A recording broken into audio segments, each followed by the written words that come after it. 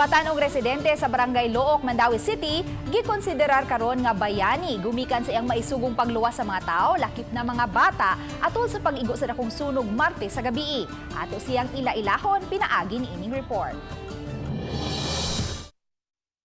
Atul sa pag-ulbo sa sunog sa Sitio Paradise, Barangay Look, na atulsab nga namasul ang 24 anyos nga si Obet Pinote. Didto siya sa ilawom sa dakong poste sa First Bridge sa tinguhang makakuha og mga isdang masudan sakay sa gamay nga baruto. Sa pagkahitabo na sa sunog, didto na siya miduol sa lugar ug mitabang sa mga nanginahanglan. Bisan gamay ang iyang baruto, gipaningkamutan niyang makaluwas og daghang tawo, lakip na mga bata. Gani usa ka tulo ka buwan pa nga bata nga giit siya paingon sa iyang apuhan nga nag-ubog na sa tubig ang iyang gitabangan. Tulo man ka bata, ang duha ka bata mga 6 or 8 mo ipasakay nako.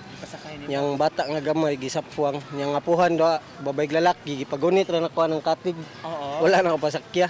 Mo to akong gidunggo dito. Human mahatod sa mama ang uban nga na-rescue, mibalik pa si Obet aron pagtabang sab sa ginikanan mismo sa bata. Matud niya ni adtong higayuna, wa man gani siya nasayod kung naapil ba ang ilang balay sa pagkasunog apan mipatigbabaw ang gusto niya nga makatabang sa uban. Wala hinon maapil o kasunog ang ilang balay nga nahimutang sa atbang nga sitio. Base ni abot na sa mua nga kay daghan man kay luwas nun. Mo lang kung gisiguro nga maluwas ba. Wala ko nagunahon na. Muuli kog una na nangaytabang pakuhas mga washing wala na ko na mga tao may akong giuna. Laborer sa usa ka kompanya kaniadto si Obet apan human nawad-an og trabaho nang inabuhi siya pinaagi sa pagpamasol gamit ang hinuwaman nga baruto. Sa pangutana unsay gibati niya nga nakatabang. Lindot kay paminay di. Kuan kay garbo kay kaugalingon ba nga makatabang ka bahala nag magkapasok-pasok. Dool na biya kayo tong kayo.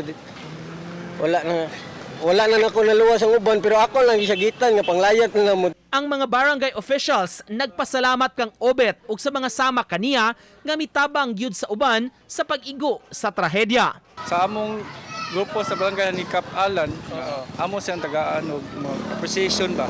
Pasalamat nga wa gi siya maggaduha tabang kay di man to lalim nga hitabulon sa Barangay Look. Uban ni Godfrey Relien, Nico Sereno, Balitang Bisdak.